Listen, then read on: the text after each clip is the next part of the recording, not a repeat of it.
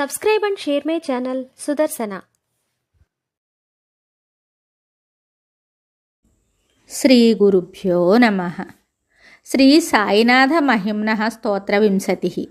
సదా సత్స్వరూపం చిదానందకందం జగత్సంభవస్థాన సంహారహేతుం స్వభక్తేచ్ఛయా మానుషం దర్శయంతం నమామీశ్వరం సద్గురుం సాయినాథం. భవద్ధ్వాంతవిధ్వంసమార్తాండమీడ్యం మనోవాగతీతం మునిర్జ్ఞానగమ్యం జగద్వ్యాపకం నిర్మలం నిర్గుణం త్వాం నమామీశ్వరం సద్గురుం సాయినాథం.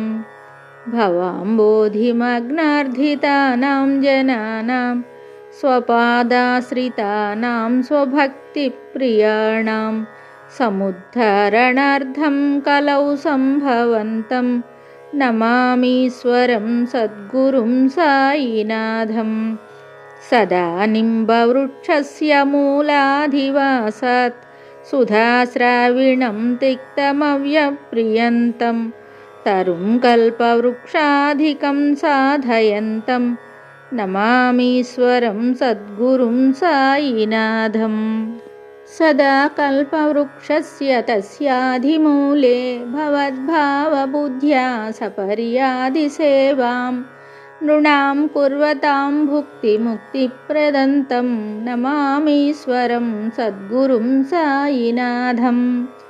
అనేకాశ్రుతతర్కలీలా విలాసైః సమాకర్షయంతం స్వభాస్వత్ప్రభావం అహం భావహీనం ప్రసన్నాత్మభావం నమామీశ్వరం సద్గురుం సాయినాథం. సతాం శ్రమారామమేవాభిరామం సదా సజ్జనైః సంస్తుతం సన్నమద్భిః జనామోదదం భక్తభద్రప్రదంతం నమామీశ్వరం సద్గురుం సాయినాథం. అజన్మాద్యమేకం పరబ్రహ్మ సాక్షాత్ స్వయం సంభవం రామమేవావతీర్ణం భవద్దర్శనాత్ సంపునీతః ప్రభోహం నమామీశ్వరం సద్గురుం సాయినాథం. శ్రీ సాయి సకృపానిదేఖిల నృణాం సర్వార్థసిద్ధిప్రద యుష్మత్పాదరజః ప్రభావమతులం ధాతాపి వక్తాక్షమః సద్భక్త్యా శరణం కృతాంజలిపుటః సంప్రాప్తితోస్మి ప్రభో. శ్రీమత్సాయి పరేశపాదకమలాన్నాన్యశ్చరణ్యం మమ. సాయి రూపధర రాఘవోత్తమం భక్తకామవిబుధద్రుమం ప్రభుం మాయయోపహత చిత్తశుద్ధయే చింతయామ్యహమహర్నిశం ముదా. శరత్సుధాంశుం ప్రతిమం ప్రకాశం కృపాతపత్రం తవ సాయినాథ త్వదీయపాదాబ్జసమాశ్రితానాం స్వచ్ఛాయయా తాపమపాకరోతు. ఉపాసనా దైవత సాయినాథ స్తవైర్మయోపాసని నాస్తుతస్త్వం రమేన్మనో మే తవ పాదయుగ్మే భృంగో యథాబ్జే మకరందలుబ్ధః. అనేక జన్మార్చిత పాప సంక్షయో భవేద్భవత్పాద సరోజ దర్శనాత్. క్షమస్వ సర్వానపరాధ పుంజకాన్ ప్రసీద సాయీశ గురో దయానిధే.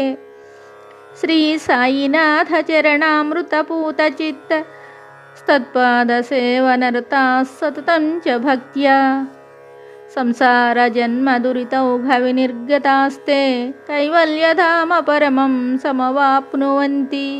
స్తోత్రమేతత్ పఠేద్భక్త్యా యో నరాస్తన్మనా సదా సద్గురో సాయినాథస్య కృపాపాత్రం భవేద్ధ్రువం. ఇది శ్రీ సాయినాథ స్తోత్రం సంపూర్ణం శుభం. Subscribe and share my channel Sudarsana.